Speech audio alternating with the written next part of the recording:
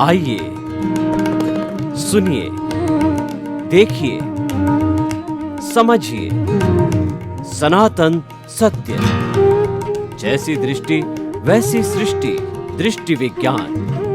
कुदरत, कुदरती रचना एवं कुदरत के कानून से शाश्वत सुख की प्राप्ति। जोधपुर के परम पूज्य महात्मा उपासक प्रोफेसर डॉक्टर सोहन राज तातेड़ के निर्देशन में सनातन सत्य। जैसी दृष्टि वैसी सृष्टि, दृष्टि विज्ञान।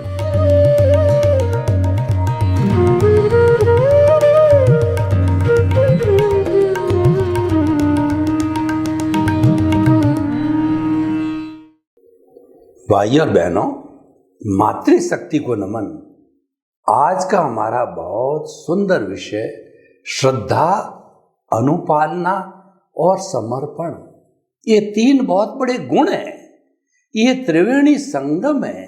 हमारी भारतीय संस्कृति में त्रिवेणी संगम को बहुत ऊंचा स्थान दिया गया है, क्योंकि जो वैज्ञानिक लोग होते हैं जो कि फिजिकल लेबोरेटरी के अंदर किसी भी चीज़ का अन्वेषण करते हैं तो 3 बार टेस्टिंग करके और फिर वो कहते हैं हैंस प्रूव्ड।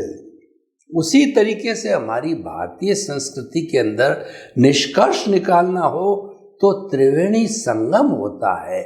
जैसे गंगा जमुना सरस्वती का संगम, जैसे कि लक्ष्मी और सरस्वती और दुर्गा का समन्वय त्रिवेणी, सत्यम शिवम सुंदरम की त्रिवेणी, मन वचन काया की त्रिवेणी और हे गे उपादे की त्रिवेणी, दे ध्याता ध्यान की त्रिवेणी, दृश्य दृष्टि दृष्टा की त्रिवेणी।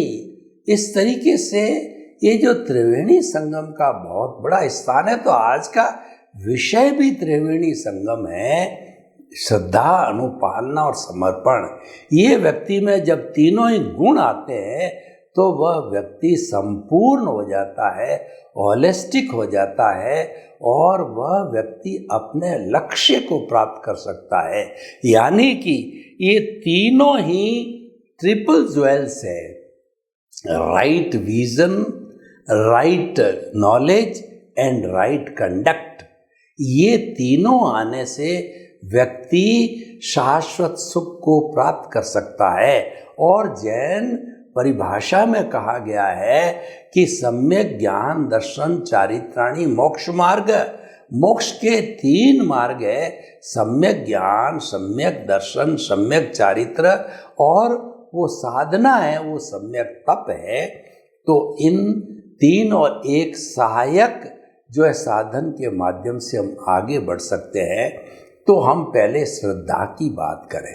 देखिए, ये जो मनुष्य जीवन है उसमें 4 बातें बहुत मुश्किल से मिलती है। पहले तो मानव जीवन का मिलना अति अति दुर्लभ है। हमारी जो वैदिक परंपरा में कहा गया है कि 8 जन्म तक सुकृत करते रहो, तब रिजल्ट के रूप में 9वां जो जन्म है वो मनुष्य जीवन मिलता है। इसमें कोई चूक हो गई तो फिर 99 भाव में मिलता, उसमें भी कोई चूक हो गई तो 999 भवों के बाद के अंदर मनुष्य जीवन मिलता है। कहने का मतलब है कि ये पारस मणि है, ये चिंतामणि रत्न है, ये नंदन वन है और ये वैतरणी नदी है, तो इसको पाना अति अति दुर्लभ है। दूसरी बात है कि सनातन, पहला तो गुण मनुष्य जीवन को प्राप्त करना, दूसरा ये है कि सनातन सत्य को प्राप्त करना, ईश्वर की वाणी को सुनने का मौका मिलना, वो सनातन सत्य पर आधारित होता है। और तीसरी बात है कि उस वाणी के अंदर जो है भगवान की वाणी में, सनातन सत्य में विश्वास होना, श्रद्धा होना। वो श्रद्धा क्या है कि सनातन सत्य जो काम करता है वो कुदरत की रचना और कुदरत के कानून पर वो आधारित होता है, सिद्धांत पर आधारित होता है, उसमें श्रद्धा होना। और चौथा जो है वो अनुपालना कहिए, समर्पण कहिए, वो क्या है कि जो है मतलब वो सनातन सत्य कुदरती रचना और कुदरत के कानून को जो है वह लागू करना, यानी हर वस्तु में कुदरती रचना देखना जो है, ये हमारा जो है वो कहना चाहिए कि अनुपालना है, ये समर्पण की स्थिति होती है। तो भाई और बहनों, जो साईं बाबा थे वो दो बातें कहा करते थे, केवल दो बातों के अंदर पूरे विश्व का ज्ञान उन्होंने समा लिया था, श्रद्धा और सबूरी। यानी ईश्वर में श्रद्धा रखो, सनातन सत्य कुदरती रचना कुदरत के कानून के अंदर जो है आप श्रद्धा रखो, और सबूरी का मतलब धैर्य। धैर्य का अर्थ होता है आप समर्पण करते करते अनुपालना करते रहो। ऐसा नहीं है कि एक बार काम किया और आपको कोई उसका सीधा रिजल्ट नहीं मिला और आपने काम छोड़ दिया। धैर्य करना पड़ता है।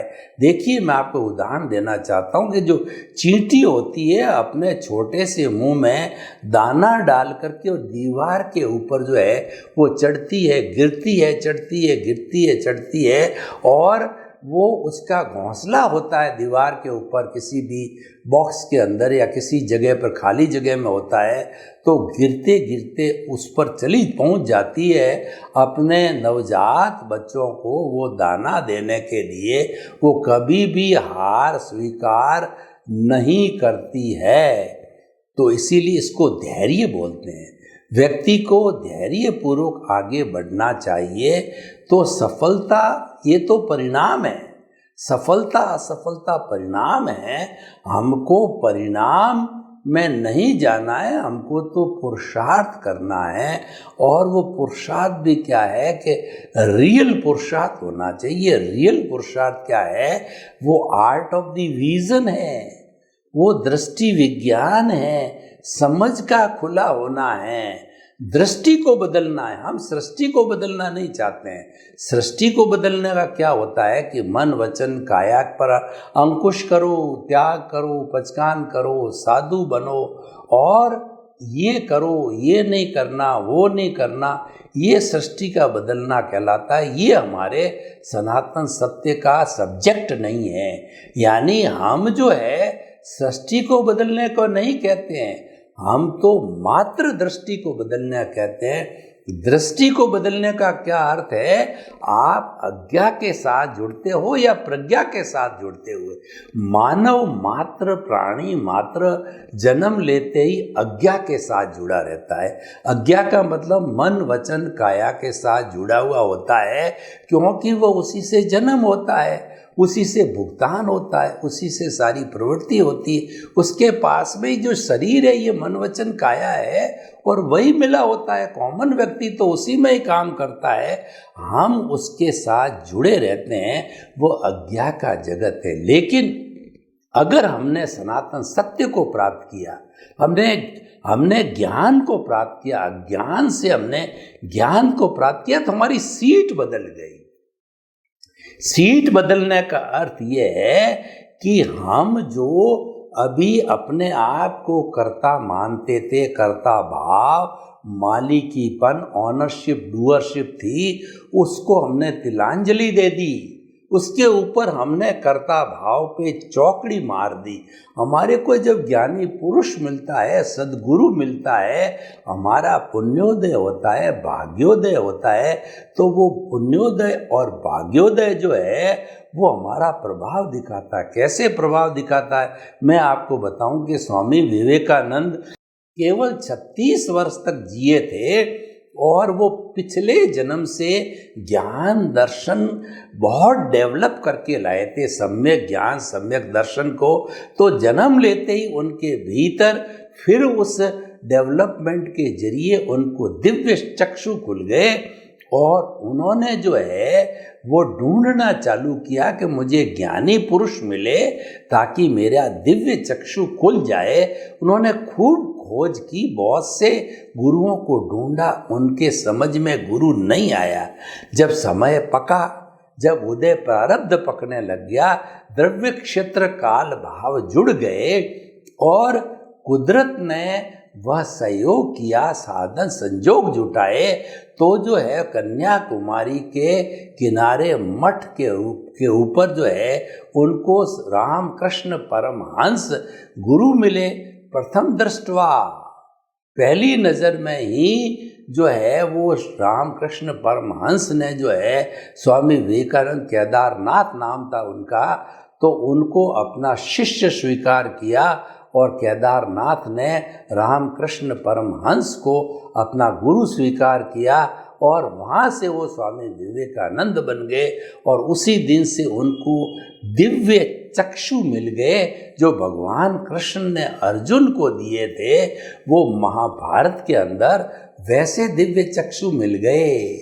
तो हम आपको क्या कहना चाहते हैं? श्रद्धा गुरु के प्रति और सच्चे गुरु के प्रति, सच्चे ज्ञानी पुरुष के प्रति हमारी श्रद्धा होनी चाहिए। परीक्षा करो पहले, क्या ये सच्चा ज्ञानी पुरुष या सद्गुरु है या नहीं। सच्चा ज्ञानी सद्पुरुष की जो है, सद्गुरु की जो है पहचान क्या है कि उनकी आंखों में वीतरागता होती है। वो मुक्ति का मार्ग बताते हैं, वो अनुभव वाणी बताते हैं, वो मुक्त होने की बात करते हैं, वो किसी कुल धर्म की या सामाजिकता की बात नहीं करते हैं। सांसारिक जीवन जीने के लिए कुल धर्म और सामाजिक बात सही है, पर उसके साथ साथ में जो गुरु होगा वो दूसरा रास्ता, मुक्ति का मार्ग बताएगा, अध्यात्म विज्ञान बताएगा, यानी अज्ञान के स्थान पे वो ज्ञान दे करके विज्ञान तक ले जाने का पूरा रास्ता बताएगा। वो रास्ता जो है वह हमारा अनुपालना कहलाती है, एग्जीक्यूशन कहलाता है। वो रास्ता गुरु क्या करता है कि हमारे कर्मोदय से, पुण्योदय से, निमित्त भाव से, गुरु के निमित्त भाव से, गुरु के अतिशय से, गुरु के पुण्योदय से जो है वो हमको ज्ञान देता है, ज्ञान का दीपक भीतर जलाता है, दिव्य दृष्टि देता है। और वह दिव्य दृष्टि जो कहलाती है, आर्ट ऑफ द विजन कहलाती है, वो कुछ भी नहीं करता है। वो हमारी जो दृष्टि है, जो रॉन्ग बिलीफ थी उसको राइट बिलीफ में डाल देता है। रॉन्ग बिलीफ क्या थी? पहले ये मैं सोचता था कि ये सोहन राज रूपी मन वचन काया का पुतला मैं ही हूँ, इसका संचालन करने वाला ही मैं हूँ।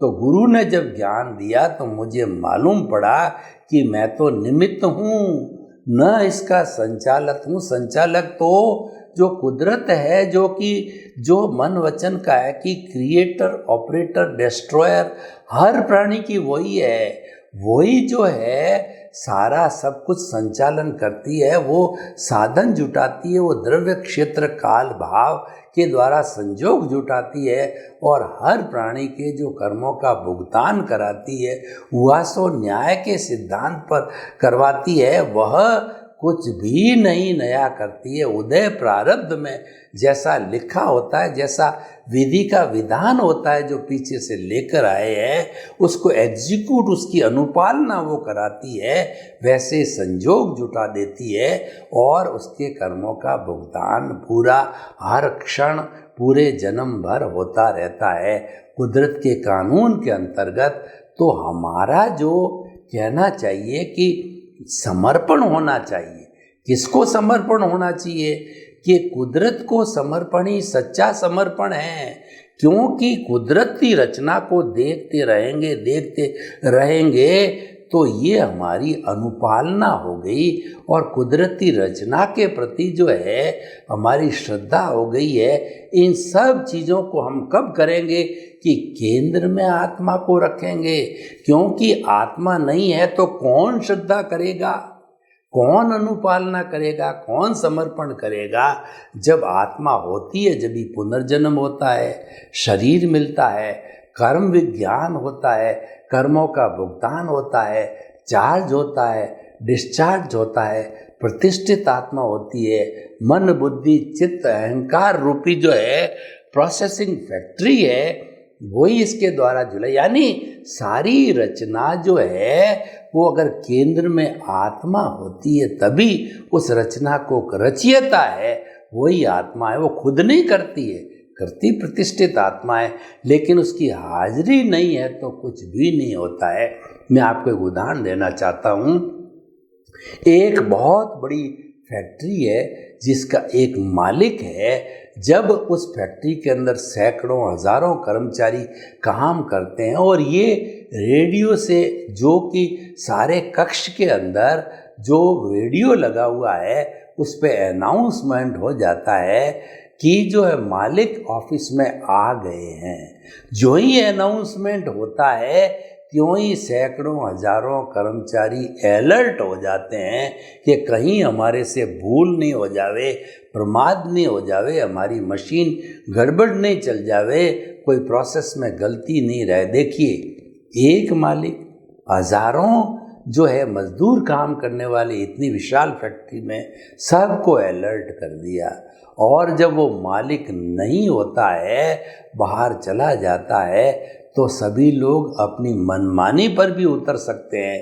कोई आराम से सो जाता है, कोई बैठ जाता है, कोई नेग्लिजेंस कर देता है, कोई चला जाता है। तो ये जो उच्छृंखलता आती है, ये जो है मालिक के न रहने से आती है। तो हमारे शरीर में भी मालिक रहता है, उसकी प्रेजेंस से सब कुछ होता है। तो केंद्र में आत्मा रहे और हम श्रद्धा, अनुपालना और समर्पण से काम करते रहे, यानी जो कुदरती रचना चल रही है उसको मात्र देखते रहें, कुदरती रचना में श्रद्धा करते रहें। और अनुपालना का अर्थ ये है कि हम रियल पुरुषार्थ करें।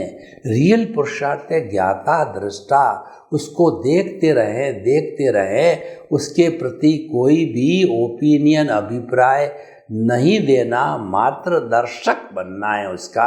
कैसे बनना होता है कि बहुत बड़ा स्टेडियम के अंदर बैठे हैं और उसके ऊपर टेपर कुर्सियां लगी हुई है चारों तरफ, और भारत और पाकिस्तान का क्रिकेट का मैच चल रहा है। कोई बॉलिंग करने वाला, कोई बैटिंग करने वाला है, और हम उस टेपर कुर्सियों पर बैठे बैठे देखते हैं कि भारत जीत रहा है और पाकिस्तान हारा है, तो हम दर्शक हैं। पूरे जीवन भर अपने आप को दर्शक बनाए रखना जो है, यही कुदरती रचना देखना कहलाता है। रूपक के रूप में जो कुछ भी आपके सामने घटित हो रहा है, आपको नुकसान हुआ, नफ़ा हुआ, आपके बेटा हुआ, पोता हुआ, पोती हुई, आपके घर बन गया, आपको जो है लाभ हो गया, आपको नुकसान हो गया, आपको पद मिल गया, आपकी प्रतिष्ठा मिल गई, आपको शोहरत मिल गई, या उसके विरुद्ध पापोदय से आपको कष्ट हो गया, चोरी हो गई और आप बीमार पड़ गए। हर स्थिति को कुदरती रचना, जीवन से मृत्यु की हर स्टेट को हम कुदरती रचना रूप में देखते रहेंगे, उसके प्रति श्रद्धा करेंगे, देखते रहेंगे। अनुपालना है, और समर्पण का अर्थ होता है कि उसके अंदर खोए रहें, उसको देखते रहे, हमारा ध्यान इधर उधर नहीं जाए। और इन सब चीज़ों के लिए दृष्टि के अंदर हमारी मूल आत्मा, शुद्ध स्वरूप आत्मा रहनी चाहिए, क्योंकि उसके बिना देखोगे कैसे। जब मैंने आत्मा को केंद्र में रहने की बात आई तो मुझे एक सुंदर त्रिवेणी याद आ गई। उसको कहने से आप एकदम क्लियर हो जाओगे कि श्रद्धा, अनुपालना और समर्पण से अर्थ क्या है। देखिए, 3 शब्द आते हैं, दृश्य, दृष्टि और दृष्टा। दृष्टि की मैं बात करता रहता हूँ, दृष्टि विज्ञान। ये जो हमारा आर्ट ऑफ द विजन, अंग्रेजी में कहते हैं, हिंदी में कहते हैं दृष्टि विज्ञान। और हमारा जो दृश्य है, खुली आंख से मैं कैमरे को देख रहा हूँ, मैं आँख को देख रहा हूँ, खुली आंखों से हम लेफ्ट राइट आगे पीछे जितनी भी चीज़ें देखते हैं ये दृश्य है। ये फोटो जो देखा जाता है ये दृश्य है। ये दृश्य कब देखा जाएगा? अगर कोई व्यक्ति जन्मांध है, सूरदास जी है, तो क्या वो दृश्य देख सकते हैं? नहीं। उनके भीतर एंटीना, उनके भीतर प्रकाश, उनके भीतर दृष्टि होने, विजन होना चाहिए। उसी को दृष्टि बोला जाता है। रेटिना नहीं है, नहीं देख सकते। ये रेटिना प्रकाश है, ये रेटिना दृष्टि है, उसी कारण हम दृश्य देखते हैं। तो ये जो प्रकाश है, ये प्रकाश को देने वाला कौन है?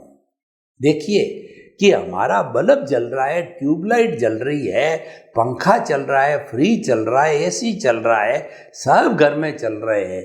और अगर लाइट चली जाए सारे एक साथ बंद हो जाते हैं, क्योंकि जो पावर हाउस बंद हो गया, दृष्टि भी रह गई और दृश्य भी रह गया। हमारी कोई भी इलेक्ट्रिक अप्लायंस नहीं चलते, सारे बंद हो गए। वो दृष्टि से चल रहे थे, प्रकाश से चल रहे थे, एनर्जी से चल रहे थे, इलेक्ट्रिसिटी से चल रहे थे। वो देने वाला कौन है? वो पावर हाउस है। वो पावर हाउस है, वो दृष्टा है। वो मैं बोलने वाला, ये पावर मुझे कहाँ से मिल रही है? पावर हाउस से। वो दृष्टा है।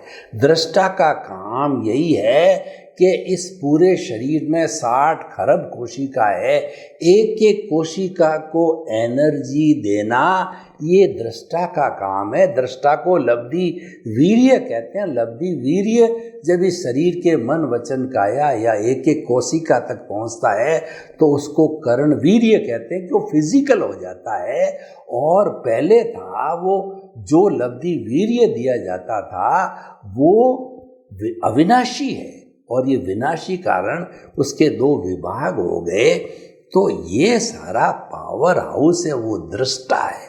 तो अब आप मेरी ख्याल से समझ गए होंगे कि श्रद्धा, अनुपालना और जो समर्पण का अर्थ क्या है। उसका अर्थ ये है कि ये सारी दुनिया जो हम मन वचन काया का खेल खेलते हैं, रंगमंच ये जगत है और कर्म खिलावनहार, और नाना रूप बनाए के और चेतन खेलनहार। जो ये हमारा चेतन जो है पिछले जन्म के अंदर कॉजल बॉडी बना के लाया था, विटनेस है, इसी जन्म में उसी की विटनेस है।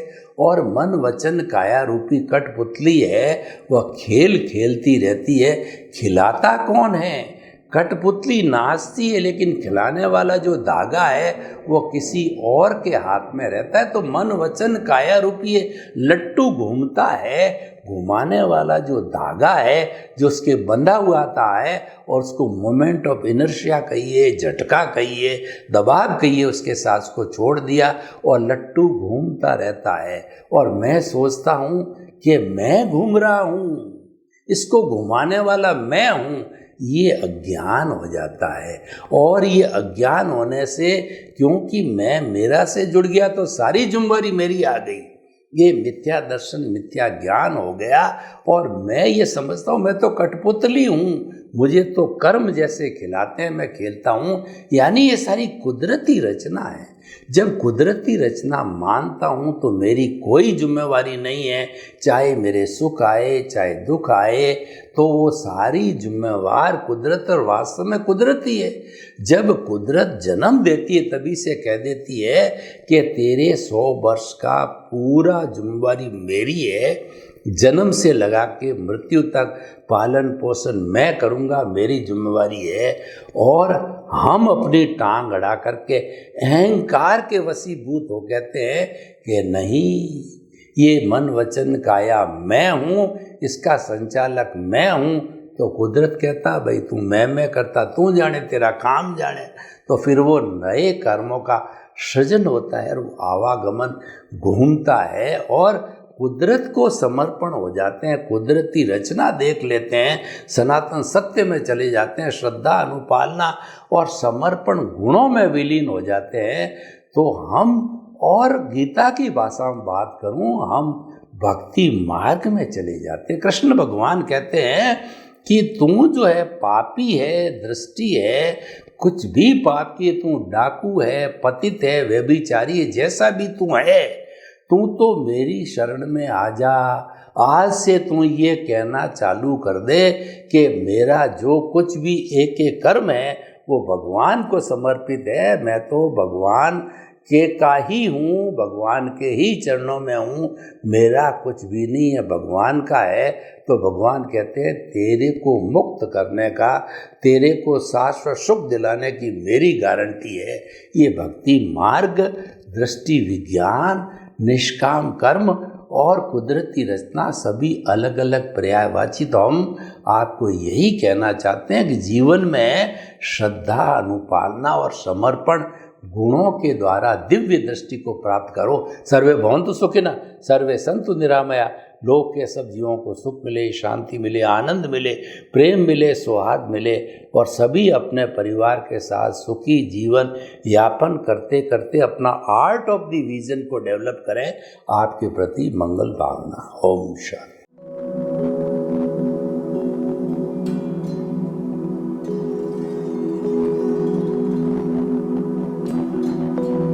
एक ऐसा अंतर्राष्ट्रीय ख्याति प्राप्त मानव जो गुरु प्रेरणा से पिछले 20 वर्षों से वानप्रस्थ जीवन जीते हुए 24 घंटे मानवता की सेवा में संलग्न है। एक ऐसा मानव जो अभी राष्ट्रीय, अंतर्राष्ट्रीय टीवी चैनलों पर 7,500 एपिसोड के माध्यम से सनातन सत्य, आत्मविज्ञान एवं पुनरुत्थान, व्यवहार एवं निश्चय जगत के जीवनोपयोगी विषयों पर हृदय स्पर्शी प्रवचन कर चुका है। उस मानव का नाम है महात्मा उपासक प्रोफेसर डॉक्टर सोहन राज तातेड़। प्रोफेसर तातेड़ द्वारा योग, दर्शन, शिक्षा विषयों पर रचित पीएचडी स्तर के 250 शोध ग्रंथ भारत के 100 प्रतिष्ठित विश्वविद्यालयों में शोधार्थी पढ़ रहे हैं तथा वे सभी शोध ग्रंथ वहां की सेंट्रल लाइब्रेरियों में उपलब्ध हैं। महात्मा सोहन राज ने अभी तक हजारों स्कूलों, कॉलेजों, विश्वविद्यालयों एवं संस्थाओं में सेमिनार, वर्कशॉप, कैंप लगाकर लाखों विद्यार्थियों को योग, दर्शन, शिक्षा का प्रशिक्षण देकर उन्हें सुसंस्कारित किया। डॉक्टर तातेड़ ने भारतीय संस्कृति उत्थान के 4000 से अधिक समसामयिक विषयों पर आर्टिकल लिखकर ऑनलाइन जर्नल, पत्रिकाओं, वेबसाइट्स पर प्रकाशित किया, जिसका उपयोग लाखों पाठक कर रहे हैं।